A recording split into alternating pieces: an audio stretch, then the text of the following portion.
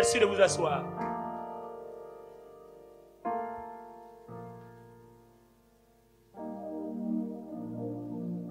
Alors, on va aller directement dans la parole. Gloire à Dieu. On va prendre... On va lire concomitamment Proverbes chapitre 25, versets 21 à 22. Et puis on va lire Romains chapitre 12. J'ai des choses à expliquer.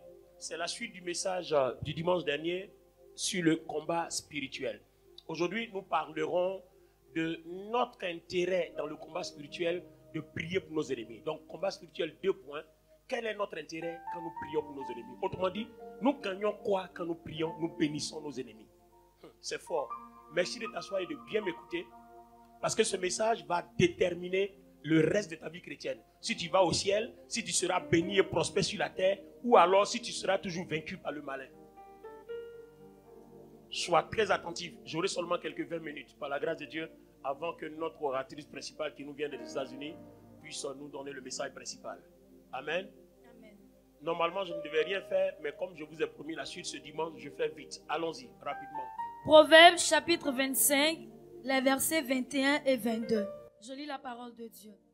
Si ton ennemi a faim, donne-lui du pain à manger. S'il a soif, donne-lui de l'eau à boire. Car ce sont des charbons ardents que tu amasses sur sa tête, et l'Éternel te récompensera. Amen. Si ton ennemi a faim, donne-lui à manger. S'il a soif, donne-lui à boire. En agissant ainsi, tu le feras rougir de honte et l'Éternel te récompensera. Ah, vous voyez pourquoi souvent, quand on lit la Bible, il est bon de lire dans plusieurs versions. L'autre côté, on dit, ce sont des braises. Or, ici, on dit, parole vivante dit, Tu le feras rougir de honte. Vous voyez qu'une personne qui a honte n'est plus efficace. A perdu ses armes, a perdu son pouvoir. Merci de vous asseoir. Les amis, quel est notre intérêt de bénir nos ennemis? De prier pour eux. Humainement parlant, il n'est même pas bon qu'on prie pour quelqu'un qui a envie de te tuer. Il est bon qu'on le tue. Mais le Seigneur dit, prie pour lui. En faisant ainsi, tu le rends confus, tu le rends honteux. Et l'autre côté, il dit, tu amasses sur sa tête des braises, des charbons ardents, du feu. Nous allons expliquer toutes ces choses. Romain va nous dire quoi? Romains chapitre 12, on va comprendre certains du mystères verset de la Bible. 14. Bénissez ceux qui vous persécutent. Bénissez ceux qui vous persécutent. Et bénissez et ne maudissez pas. Bénissez et ne maudissez pas. Réjouissez-vous avec ceux qui se réjouissent. Pleurez avec ceux qui pleurent. Oui. Ayez les mêmes sentiments les uns envers les autres. N'aspirez pas à ce qui est élevé, mais laissez-vous attirer par ce qui est humble. Ne soyez point sages à vos propres yeux. Oui. Ne rendez à personne le mal pour le mal. Oui. Recherchez ce qui est bien devant tous les hommes. S'il est possible, autant que cela dépende de vous, soyez en paix avec tous les hommes.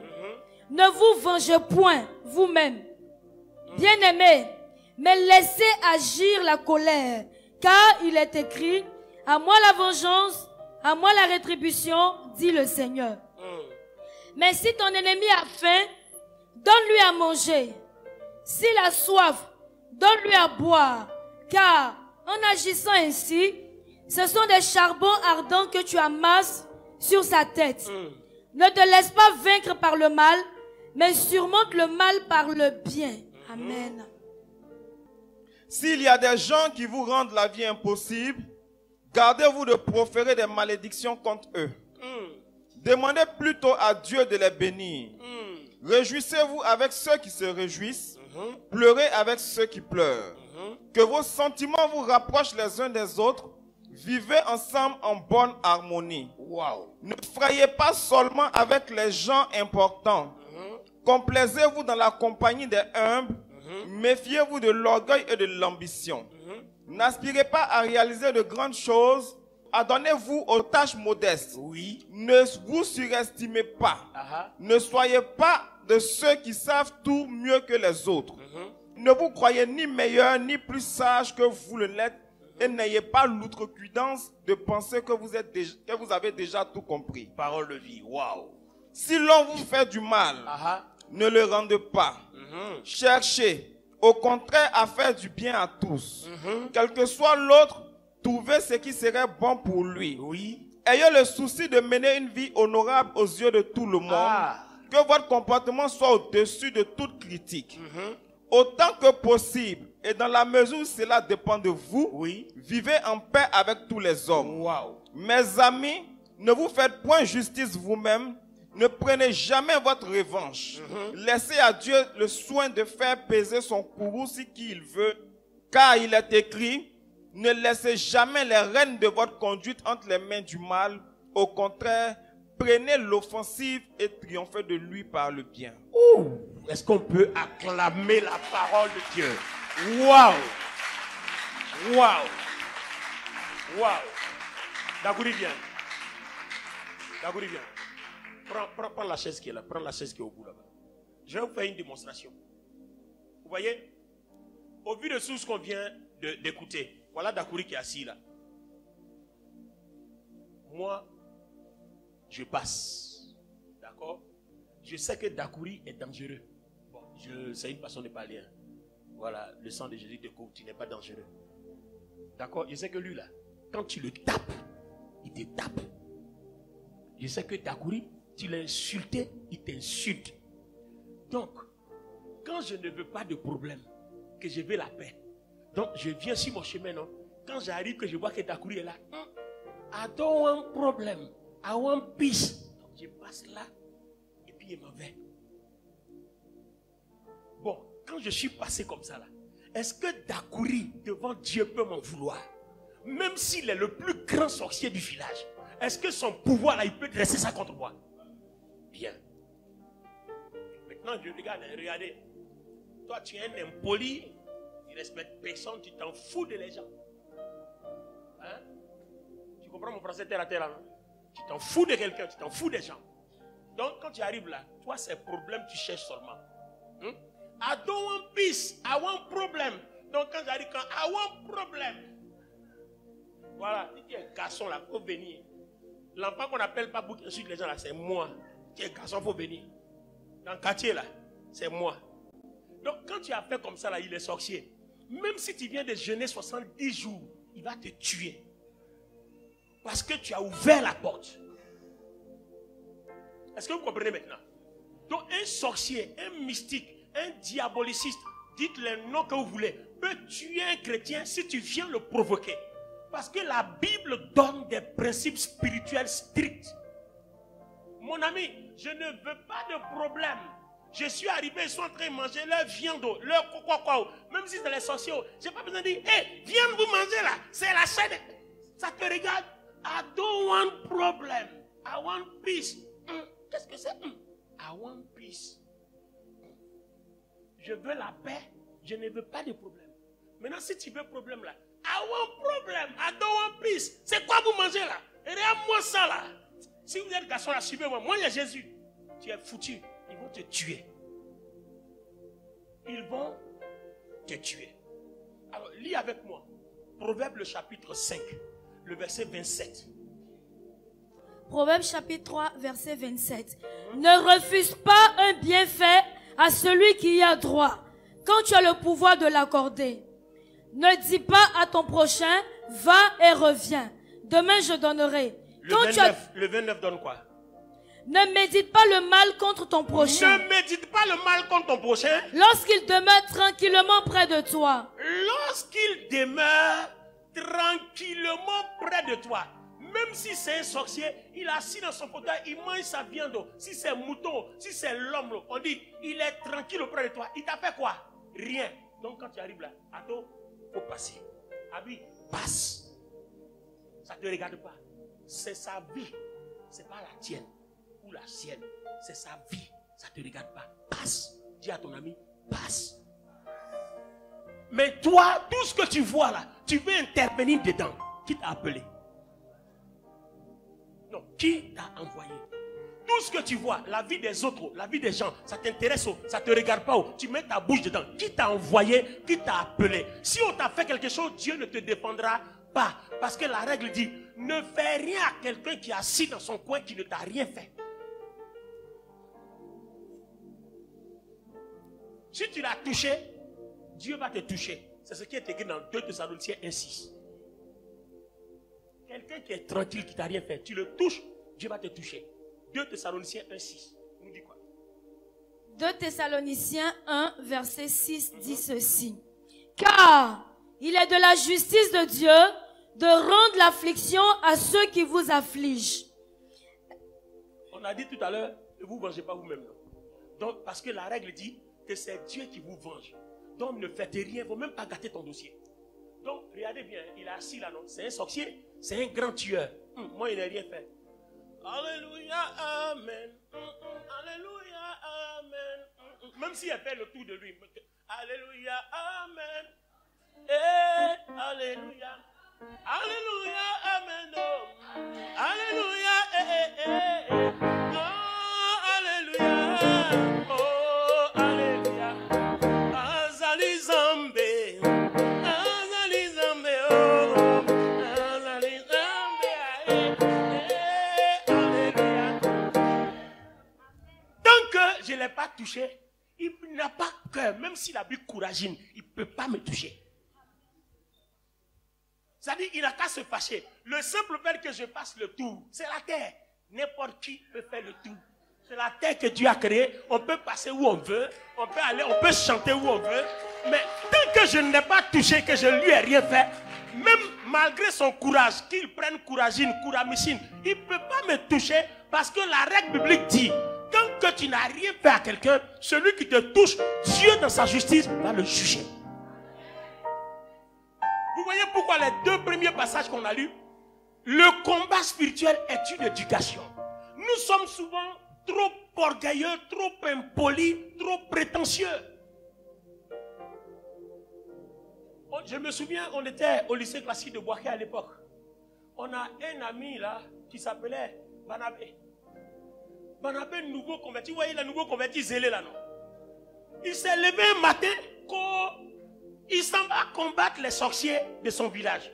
Bon, est-ce que Jésus là, qui fait pleuvoir sur les méchants et les bons, il ne connaît pas qu'il y a sorciers dans ton village? Donc toi tu te lèves parce que tu es converti, tu vas déranger les sorciers. Souvent même les sorciers là, Dieu les utilise pour glorifier son nom. Donc laisse-les là où ils sont.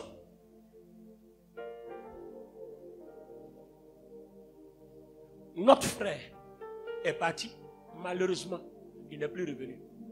Ce qu'on a appris, Barnabé est mort. Je vous parle d'une histoire vraie. Barnabé est mort. Il n'est plus revenu.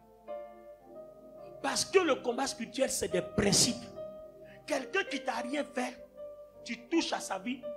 2 Thessaloniciens 1:6 dit, Dieu aussi dans sa justice te touchera. La justice dit, on ne doit pas te toucher quand tu n'as rien fait. Donc vous voyez que un sorcier, pour pouvoir avoir accès à ta vie, qu'est-ce qu'il va faire? Il va te provoquer. Il va te provoquer. Soit tu regardes, viens. Soit tu regardes, oui, non. Vous êtes là comme ça. Il va faire exprès. Est-ce que ça ne peut pas arriver? Ça peut arriver, non? Il passe comme ça. Tu vois, non? Maintenant, quand il a passé là, commence à te plaindre. Voilà, tu as fait quoi? Tu me tapes. Il y a moi lui là. Il y a moi ça là. Vous connaissez les esprits, non? Il y a moi lui là. Il y a moi ça là. Quels sont les mots de rue là? Donnez-moi tout ça là, pardonnez. Il y a moi tout ça là. Hein? Il y a moi tout ça là. Tu te considères, tu te prends quoi? Et puis ça excuse même pas. Oh, c'est fait à dessein pour que tu ouvres une porte. Quand la porte est ouverte là, et puis quand tu commences à parler là, il dit rien, il continue. L'objectif qu'il voulait atteindre là, c'est ça. Donc quand nous combattons les sorciers, les démons et autres, n'utilisons pas la même arme qu'eux. Eux, ils ont une arme offensive et ils attaquent. Mais nous, la Bible nous demande, selon Corinthiens, d'avoir une arme, je crois 2 Corinthiens 6, cherchez-moi ça, d'avoir une arme offensive et défensive. Oh, l'arme défensive là, offensive là, c'est ta réaction. Mais l'arme offensive, c'est l'amour. C'est pour ça que les 2 versets disent, priez pour eux. Quand on prie pour eux, On amasse sur eux des braises. Et c'est la partie là que je vais expliquer maintenant. Allons-y dans Luc le chapitre 9, 51. Luc chapitre 9, verset 51. Lorsque le temps où il devait être enlevé du monde approcha, Oui. Jésus prit la résolution de se rendre à Jérusalem. Il envoya devant lui des messagers qui se mirent en route et entrèrent dans un bourg des Samaritains pour lui préparer un logement. Oui. Mais on ne le reçut pas parce qu'il se dirigeait sur Jérusalem.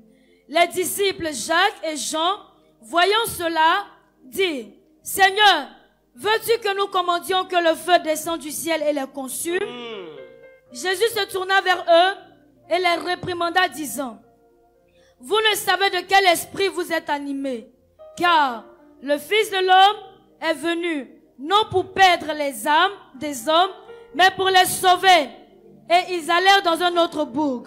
Pendant qu'ils étaient en chemin, un homme lui dit, « Seigneur, je te suivrai partout où tu iras. » Jésus lui répondit, « Les renards ont des tanières et les oiseaux du ciel ont des nids, mais le Fils de l'homme n'a pas un lieu où il puisse reposer sa tête. » Il dit à un autre, « Suis-moi. » Et il répondit, « Seigneur, permets-moi d'aller d'abord ensevelir mon Père. » Regardez bien, hein. Regardez l'analyse que nous allons faire. On a lu ce passage-là le dimanche dernier, mais ce n'est pas la même chose qu'on va répéter.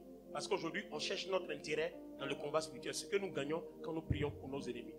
Regardez bien, le Seigneur s'en va, il passe dans un village des Samaritains. Il aurait bien voulu passer la nuit, il voudrait évangéliser là. Les Samaritains disent non, tu n'entres pas, parce qu'on connaît le conflit qui est entre eux. D'accord? Samarie, Jérusalem ne s'entendent pas. Ça, c'est une histoire ancienne depuis avant la division du royaume d'Israël en deux parties et depuis le retour de la captivité. J'ai expliqué ça le dimanche dernier. Alors, regardez bien, les mêmes là, en tant que le Seigneur marchait avec ses disciples, il y avait un Jacques et Jean. Ils disent, mais Seigneur, comment des gens qui ne te respectent pas méritent de vivre?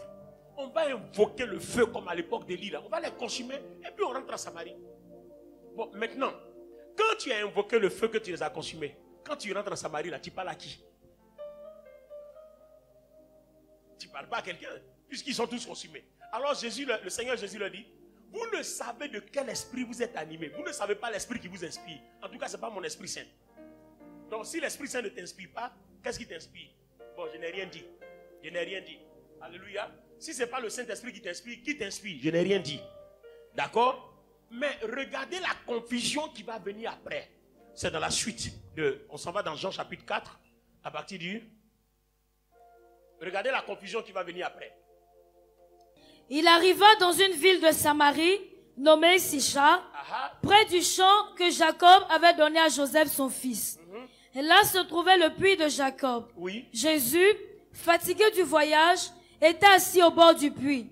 C'était environ la 6e heure. Une femme de Samarie vint puiser de l'eau. Jésus lui dit, « Donne-moi à boire. » Car ses disciples étaient allés à la ville pour acheter des vivres. La femme samaritaine lui dit, « Comment toi, qui es juif, me demandes-tu à boire, à moi qui suis une femme samaritaine? » Les Juifs, en effet, n'ont pas de relation avec les Samaritains. Jésus lui répondit, « Si tu connaissais le don de Dieu, et qui est celui qui te dit, donne-moi à boire, tu lui aurais toi-même demandé à boire, et il t'aurait donné de l'eau vive. » Seigneur, lui dit la femme, tu n'as rien pour puiser, et le puits est profond. D'où aurais-tu donc cette eau vive? Es-tu plus grand que notre père Jacob, qui nous a donné ce puits, et qui en a bu lui-même, ainsi que ses fils et ses troupeaux? Jésus lui répondit, quiconque boit de cette eau aura encore soif. Mais celui qui boira de l'eau que je lui donnerai, il n'aura jamais soif, et l'eau que je lui donnerai deviendra en lui une source d'eau qui jaillira jusque dans la vie éternelle. La femme lui dit, Seigneur, donne-moi cette eau, afin que je n'ai plus soif et que je ne vienne plus puiser ici. Va, lui dit Jésus, appelle ton mari et viens ici. La femme répondit, je n'ai point de mari. Jésus lui dit, tu as eu raison de dire je n'ai point de mari, car tu as eu 5 maris, et celui que tu as maintenant, il n'est pas ton mari. Et cela tu as dit vrai en cela. Seigneur, lui dit la femme, je vois que tu es prophète. nos pères ont adoré sur cette montagne, et vous dites, vous, que le lieu où il faut adorer est à Jérusalem. Femme, lui dit Jésus, crois-moi, l'heure vient où ce ne sera ni sur cette montagne, ni à Jérusalem que vous adorerez le Père. Vous adorez ce que vous ne connaissez pas. Nous adorons ce que nous connaissons, car le salut vient des Juifs. Mais l'heure vient, et elle est déjà venue, où les vrais adorateurs adoreront le Père en esprit et en vérité, car ce sont là les adorateurs que le Père demande. Dieu est esprit, et il faut que ceux qui l'adorent en esprit et en vérité. La femme lui dit, je sais que le Messie doit venir, celui qu'on appelle le Christ. Quand il sera venu, il nous annoncera toutes choses. Jésus lui dit, je le suis, moi qui te parle. Là-dessus, arrivèrent ses disciples qui furent étonnés de ce qu'il parlait avec une femme. Toutefois, aucun ne dit, que demandes-tu?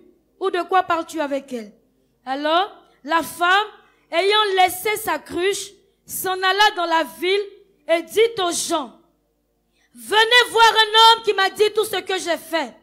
Ne serait-ce point le Christ? Il sortit de la ville et il vint vers lui. Pendant ce temps, les disciples pressaient de manger, disant, Rabbi, mange.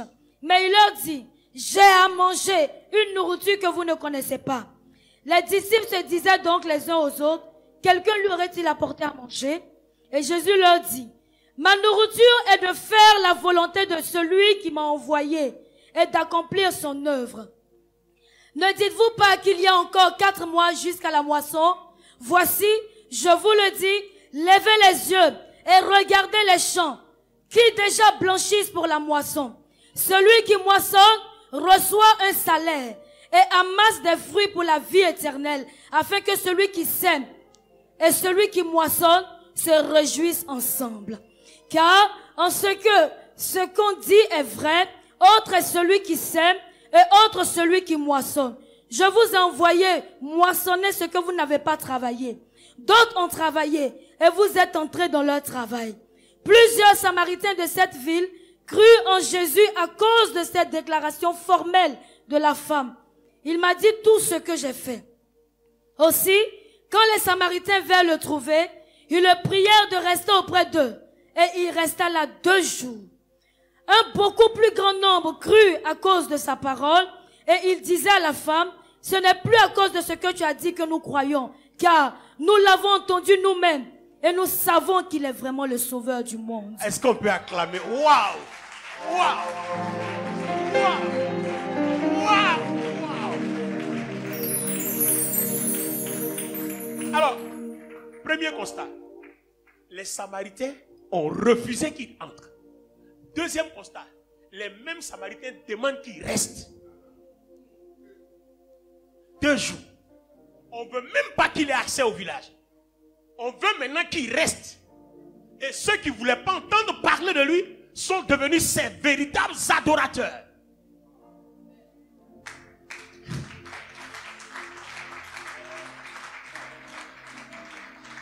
Que se serait-il passé si la prière de Jacques et Jean d'invoquer le feu et les exterminer avait été exaucée? Alors qu'en Samarie, il y avait et les méchants et les bons. Il y avait les élus. Donc à cause de ta colère, Dieu doit détruire et les bons et les méchants, alors que Dieu lui-même fait pleuvoir sur les bons et les méchants. Donc vous voyez que quand vous bénissez vos ennemis, Dieu se sert de votre prière pour faire la sélection entre les bons et les mauvais. Il trie ses élus, il les met à part et il s'occupe maintenant des méchants. Donc, au lieu de devenir un méchant et un meurtrier, vous devenez un instrument de bénédiction. C'est pour ça d'ailleurs que Dieu vous bénit quand vous êtes un homme droit. La suite de Proverbe 3, 29 dit quelque chose là-bas d'intéressant dans la version parole vivante. Proverbe 3, verset 29.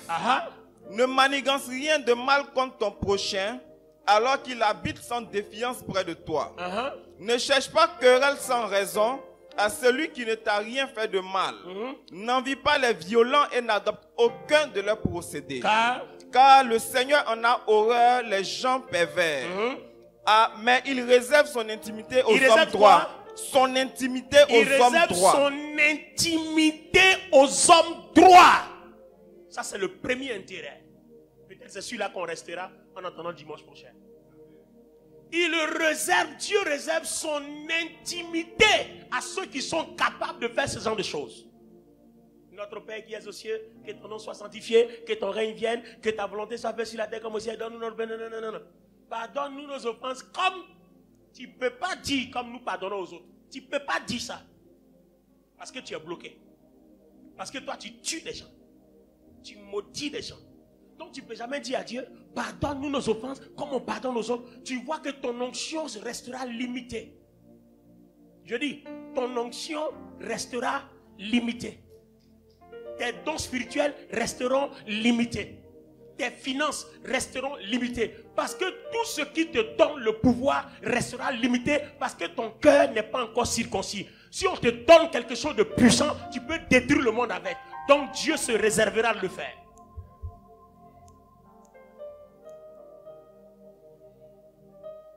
Tout chrétien qui veut exceller dans les dons, dans la puissance, dans la manifestation de l'onction, doit être quelqu'un qui a le cœur circoncis, qui est capable, on va te gifler, puis tu vas dire, Seigneur, merci pour la paix de gifle, je bénis sa vie. Si tu as été capable de faire ça, tu as triomphé du diable. À partir de ce niveau spirituel, il n'y a plus un esprit qui peut te vaincre. C'est la Bible qui dit, c'est pas moi.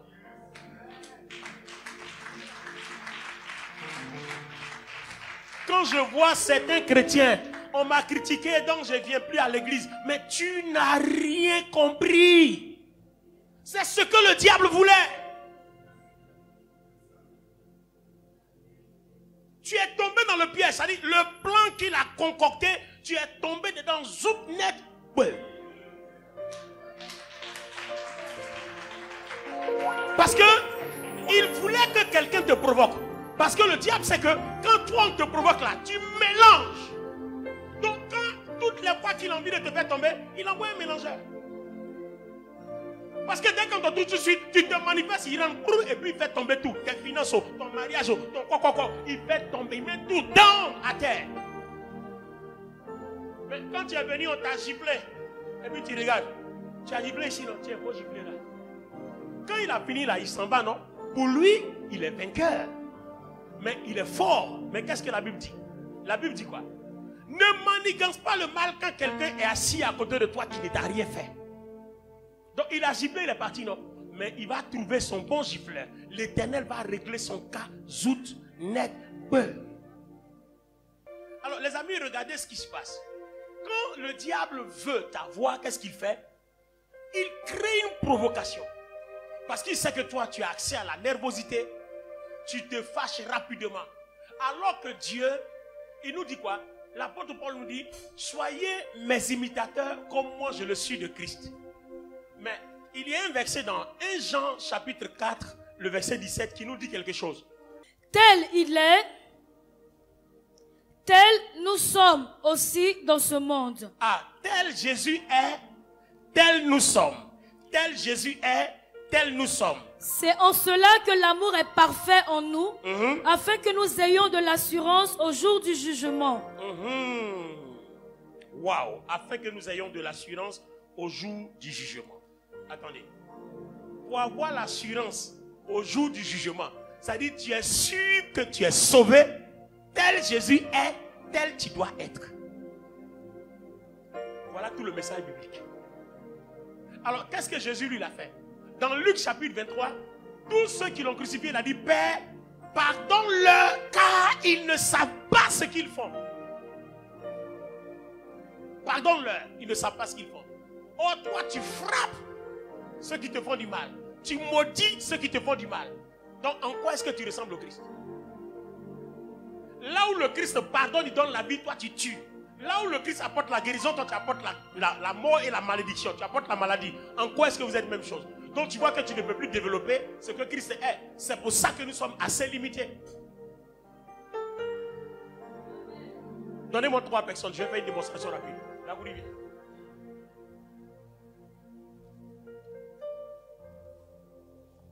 Donc là, vous voyez 3 personnes. Vous les voyez? D'accord? Bon, Moyo, viens. Tu es notre invité. On va t'utiliser comme exemple. Alors, Moyo le chantre. D'accord? D'accord? Et là, vous le voyez? Il est ici. Et dans la même personne de Moyo là, il y a un esprit, il y a une âme, et puis il y a un corps. Donc l'homme que vous voyez ici là, il y a les trois entités. Mais vous ne voyez pas, vous ne voyez que le corps. Mais il y a l'âme, l'esprit et le corps. Hébreu, le chapitre 10 nous dit que, je crois le verset 14, que notre esprit a été rendu parfait quand Christ est mort à la croix. Donc notre esprit là, Éphésiens 1,13 dit, il a été scellé par le Saint-Esprit, il est sécurisé. Il ne peut plus mourir car si quelqu'un est en Christ, il est une nouvelle créature. Donc Dieu a créé notre esprit à nouveau, il l'a sécurisé. Donc notre esprit est ici, il est sécurisé. Il reste maintenant notre âme et notre corps. Le problème, c'est que nous oublions que nous sommes un être humain à deux entités. Nous avons en nous le divin et nous avons en nous l'humain, c'est-à-dire la chair. Mais notre âme, c'est notre faculté de penser qui nous permet de choisir soit d'être humain, soit d'être divin. Ou alors qui est en même temps divin, c'est-à-dire est divin et est divin et humain.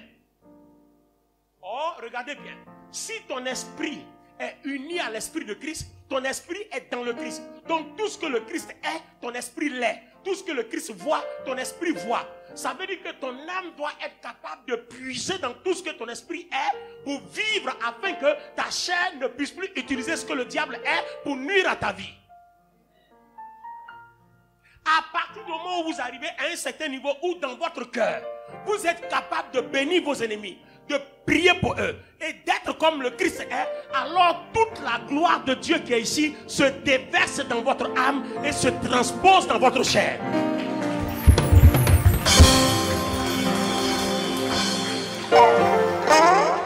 Est-ce que quelqu'un comprend maintenant? Parce que vous permettez à votre cœur. Parole vivante dit quoi? Il dit, garde ton cœur, les autres versets disent, garde ton cœur plus que tout, car de ton cœur viennent les sources de la vie. Bon, Proverbe chapitre 4, verset 23, mais normalement, parole vivante nous dit autre chose. Proverbe chapitre 4, parole vivante nous dit autre chose, ici. Par-dessus tout, veille à ce que tu penses, veille à ce que tu penses et ce que tu ressens. Et ce que tu ressens. Car tes pensées et tes affections modifient ta vie. Or, l'âme, c'est le monde de la pensée. Donc, si tu vis comme Jésus, alors en ce moment précis, ce que tu as sémé dans tes pensées là, permet à tout ce que Jésus est. Puisque Romains chapitre 8, le verset 5 dit que tous les dons et la gloire de Dieu, Dieu les a déposés dans notre esprit. Tout ça se déverse en toi. C'est-à-dire, il n'y a plus de limitation dans la vie de Moyo à partir du moment où son âme puise dans le Christ. À cause de ses pensées. Donc, veille à ce que tu penses et veille à ce que tu ressens, car ce que tu mènes à ta pensée modifie ta vie. Donc, si tu bénis tes ennemis, ça modifie ta vie. Dieu dit, ça empêche tes ennemis de t'atteindre. Mais si tu les maudis, tu as utilisé les mêmes armes. C'est-à-dire, tu leur as donné le droit de te maudire aussi. Parce que le principe dit, tout ce que tu ne veux pas qu'on te fasse, ne le fais pas à l'autre. Même s'il est mauvais. Asseyez-vous. Alléluia. Qu'est-ce qu'on retient en conclusion? Au niveau de la Samarie, il y avait des élus là-bas que Dieu devait sauver. Donc vous voyez que quelqu'un peut être ton ennemi alors qu'il est manipulé par le diable. Donc il t'attaque parce qu'il est manipulé par le diable. Si par ta prière il est sauvé, il sort des griffes du diable et le diable ne peut plus l'utiliser. Bien. Vous voulez avoir la paix, non? Vous avez 1000 ennemis. Vous voulez la paix? Vous pensez que la paix, c'est quand on parle de la bouche. La paix n'est pas un vrai mot, mais c'est un comportement. D'accord? Mais vous voulez la paix? Satan ne viendra pas en esprit venir attaquer ta vie. Quand Satan veut attaquer ta vie, il rentre dans un corps. Un peu comme dans Marc chapitre 5, il rentre dans un corps et le corps là va utiliser un être humain et c'est l'être humain là-bas qui va venir nuire à ta vie.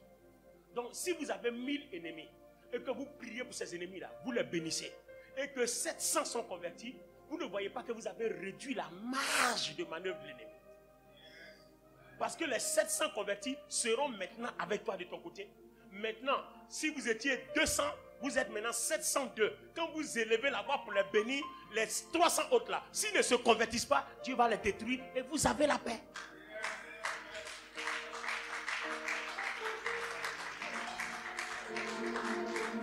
Donc, le deuxième intérêt, c'est avoir la paix. Moins tes ennemis se multiplient, plus tu as la paix. Mais si tu ne les bénis pas, qui ne sont pas transformés, que tu les maudis, mais tu multiplies tes ennemis. Donc la meilleure manière de diminuer tes ennemis, c'est de prier pour eux pour que Dieu fasse le tri. En Égypte, là, il y avait Goshen, et puis il y avait le reste de l'Égypte. Quand il y avait les ténèbres, il y avait la lumière, où il y avait les enfants de Dieu, et il y avait les ténèbres de l'autre côté. Donc les amis, s'il vous plaît, à partir d'aujourd'hui, chacun doit comprendre que Dieu ouvre son intimité à ce genre de personnes. Vous savez ce que c'est que l'intimité? L'intimité, là, vous allez à des profondeurs. Quand dans Exode chapitre 24, Dieu a appelé Moïse, il a montré plusieurs niveaux. Il dit, tu monteras sur la montagne avec les 70 anciens, mais le peuple ne viendra pas avec toi. Donc il y a ces gens qui sont restés sous les tentes, et il y a une certaine catégorie de personnes qu'on a convoquées au pied de la montagne. Donc depuis les tentes, premier niveau, là on est dans la foule. Et au pied de la montagne, ça fait un deuxième niveau. D'accord? Mais il monte avec les 70 anciens, ça fait un troisième niveau. Là, on est dans l'intimité, hein? Donc l'intimité a plusieurs niveaux. C'est pour ça que souvent, quand quelqu'un atteint une intimité profonde, sa prophétie n'est pas même chose comme toi. Toi, tu dis, bon, d'accord, on dirait que tu as un mal de tête. On lui dit, hier, quand tu as dormi, je ne parle pas de ceux qui font fétiche pour faire ça là. Non, non, non, je parle de ceux qui ont une vraie intimité avec Dieu. D'accord? Hier, quand tu as dormi, il y a eu ça, il y a eu ça. Comme l'Élysée qui voyait tout ce que le roi assyrien disait dans sa chambre. Vous voyez? Donc, il monte avec les anciens, Dieu leur apparaît, mais Dieu n'étend pas la main. Et Dieu détache Moïse pour le faire entrer dans la nuée. On a un quatrième niveau. Et Moïse, en se détachant, est parti avec Josué. Mais regardez bien, arrivé quelque part, Dieu appelle Moïse d'aller plus haut. Donc il dépasse le quatrième niveau, il s'en va plus haut. Or, comme Dieu a cet esprit, quand tu le trouves, c'est que tu es au septième niveau. Là-bas, il n'y a plus de niveau. C'est pour ça que Moïse, quand sa parole, quand il sort quelque chose de sa bouche, Dieu accomplit.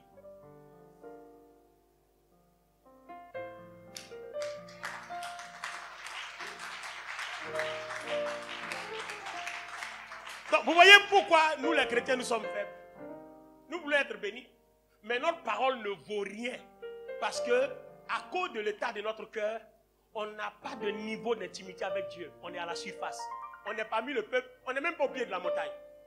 On n'est même pas parmi les 70 anciens. On n'est même pas dans la nuée. Encore moins aller plus haut. Moïse était là-bas. Regardez le test que Dieu va libérer à Moïse. Moïse était là-bas. Et puis Dieu lui dit, descends. Après 40 jours, il dit, ton peuple est en train de se prostituer. Mais regardez bien, Moïse est étonné. Le peuple là, ce n'est pas pour lui. C'est le peuple de Dieu. Mais Dieu dit à Moïse, ton peuple se prostitue, descends. Donc tout de suite, un bon leader avisé, Moïse comprend que Dieu lui parle en parabole. Donc Moïse arrive, il voit le peuple qui est en train de se prostituer, alors qu'il a entendu Dieu dire, je vais les maudire. Il pouvait dire, oui Seigneur, il faut les tuer, puis ça va finir. Il me fatigue trop, depuis qu'on est sorti de l'Égypte, ils ne font que bavarder, murmurer, tue-les, ça va finir. C'est comme un leader, un pasteur qui tue, il prie contre les fidèles, dès qu'il est fâché, il tue tout le monde. Bon, quand tout le monde est mort là, toi tu vas diriger qui?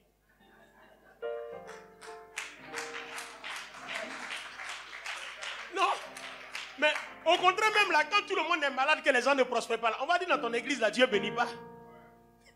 Au contraire, prie pour eux. Alléluia. Donne-moi ton amen.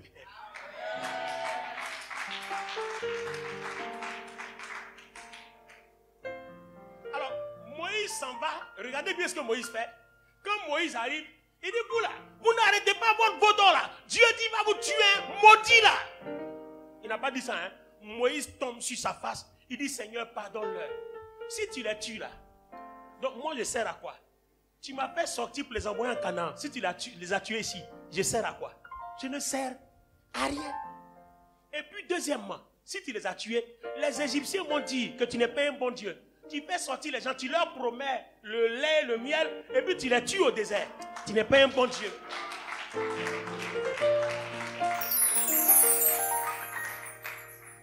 Et puis, nos ennemis vont se réjouir pour dire que leur Dieu même les tue. Donc, provoquons-les, leur Dieu va les tuer. Donc, Seigneur ne fait rien. Alors Dieu dit, au lieu de les exterminer, je vais toucher les coupables et je vais laisser le reste du peuple. En fait, Dieu est en train de tester le leadership de Moïse. Dieu voulait voir s'il pouvait compter sur Moïse jusqu'au bout. Parce que tu n'aimes pas les gens, on ne peut pas te confier les gens.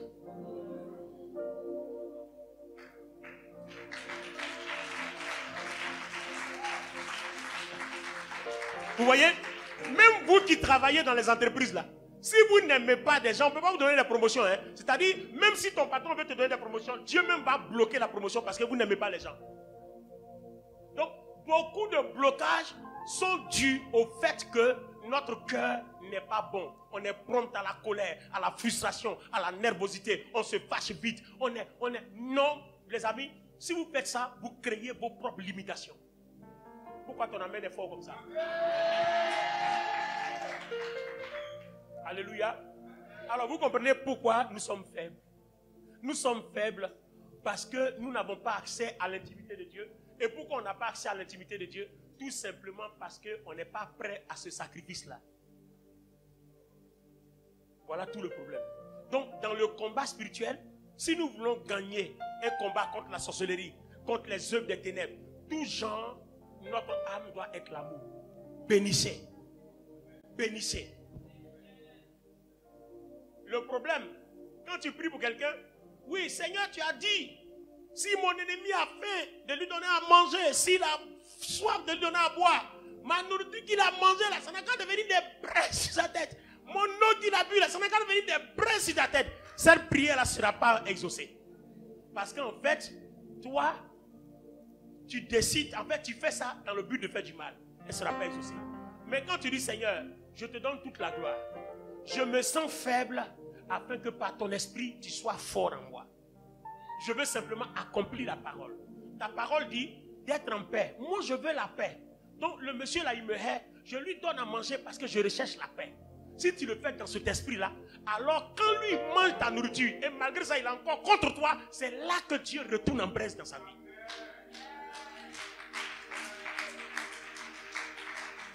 Maintenant, ma question, avant que dimanche prochain on continue la suite. Ma question, donc, l'intérêt dans le combat spirituel de bénir nos ennemis, on a touché aujourd'hui un point, l'intimité de Dieu. Et l'intimité de Dieu et puis la paix. On a touché donc 2 points, l'intimité de Dieu et puis la paix. Alors, moi je vous demande une chose, est-ce que vous voulez la paix? Donc, si vous voulez la paix, changez votre comportement, changez votre éducation et puis changez vos façons de faire. Priez pour vos ennemis avec un cœur sincère. Parce que, en fait, quand tu le fais là, c'est pour toi-même dans ton intérêt. Quand tu pries pour tes ennemis, Dieu les transforme. Et puis ceux qui ne veulent pas être transformés, c'est eux que Dieu frappe. Donc tu vois qu'en fait, c'est dans ton intérêt. Au lieu de dire, je te taille en pied, je te maudis, et puis ça ne s'accomplit pas. Pourquoi tu ne changes pas ce qui devient un avantage pour ta vie? Voilà tout le problème. Si tu es d'accord avec moi, tiens-toi debout.